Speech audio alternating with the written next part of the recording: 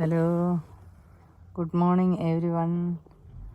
അപ്പം നമ്മുടെ ഇന്നത്തെ ചിന്താവിഷയത്തിൽ വളരെ വിഷമമുള്ളൊരു കാര്യം എന്ന് വെച്ചാൽ നമ്മുടെ CJ റോയ് കോൺഫിഡൻസ് ഗ്രൂപ്പിൻ്റെ ഉടമ എത്ര നല്ല സംഭാവനകൾ ഈ ലോകത്തിന് വേണ്ടി നൽകി,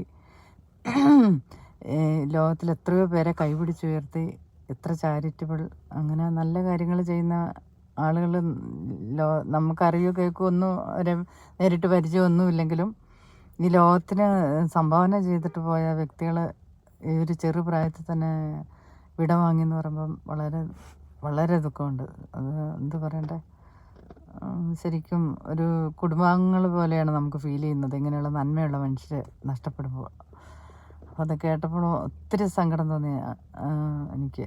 കാരണം ഒരുപാട് സംഭാവനകൾ അദ്ദേഹത്തെ കൊണ്ട് ചെയ്തു, അദ്ദേഹം ഈ ലോകത്തിന് വേണ്ടി ചെയ്തെന്നുള്ളതാണ്.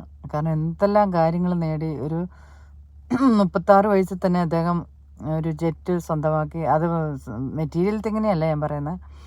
അങ്ങനെ സ്വന്തമാക്കണമെങ്കിൽ അദ്ദേഹത്തിന് നല്ലൊരു ഫോക്കസ് വേണം, കോൺസെൻട്രേഷൻ വേണം, ഹാർഡ് വർക്ക് വേണം. ഇത് വെറുതെ ഒരു ദിവസം കൊണ്ട് ഈസി ആയിട്ട് ഉണ്ടാകുന്ന കാര്യങ്ങളല്ലോ ഒരു വ്യക്തിക്കും. അപ്പോൾ ഹാർഡ് വർക്ക് ചെയ്തെന്ന് പറഞ്ഞാൽ എല്ലാവർക്കും എല്ലാം ഉണ്ടാവണമെന്നൊന്നുമില്ല. അതല്ല ഞാൻ പറഞ്ഞു വരുന്നത്. അത്രയും സംഭാവനകൾ ചെയ്ത് ഈ ലോകത്തിന് അത്രയും മൂല്യവും വാല്യൂവും ഉള്ളൊരു വ്യക്തി ഈകലോകവാസം, അതും സ്വന്തം നിറയൊഴിച്ചും മരണപ്പെട്ടെന്ന് അറിഞ്ഞു കഴിഞ്ഞപ്പോൾ ഒത്തിരി പ്രയാസം തോന്നിയൊരു കാര്യമാണ്. നമുക്ക് ഒന്നും ചെയ്യാൻ പറ്റത്തില്ല. കാരണം ജീവൻ എന്ന് പറഞ്ഞ ഒരു കാര്യത്തിൻ്റെ വില നമ്മൾ എല്ലാ വ്യക്തികളും മനസ്സിലാക്കേണ്ട കാര്യം തന്നെയാണ്. ജീവനോളം വിലയുള്ളത് ലോകത്തൊന്നുമില്ല. നമ്മൾ ഈ ജീവനുള്ളത് കൊണ്ടല്ലേ ഇതെല്ലാം നേടുന്നത്.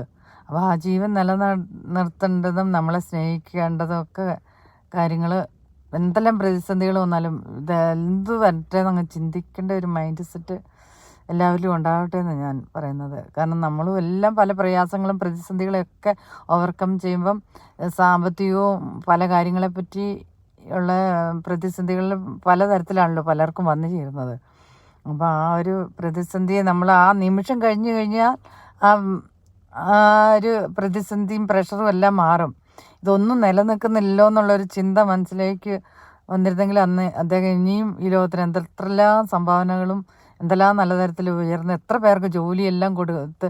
ഒരു വ്യക്തി ഉയരുമ്പോൾ നമ്മൾ ചിന്തിക്കേണ്ടത് അവരെത്ര പേർക്ക് ഉപകാരമാണ്, അവർ എത്ര പേർക്ക് ജോലി കൊടുക്കുന്നു. അതൊക്കെ ചിന്തിച്ചു കഴിഞ്ഞാൽ വളരെ അത്ഭുതകരമുള്ളൊരു മനുഷ്യനല്ലേ. അത്ഭുതം എന്ന് പറഞ്ഞാൽ മിറക്കിൾ തന്നെയായിരുന്നു അദ്ദേഹം.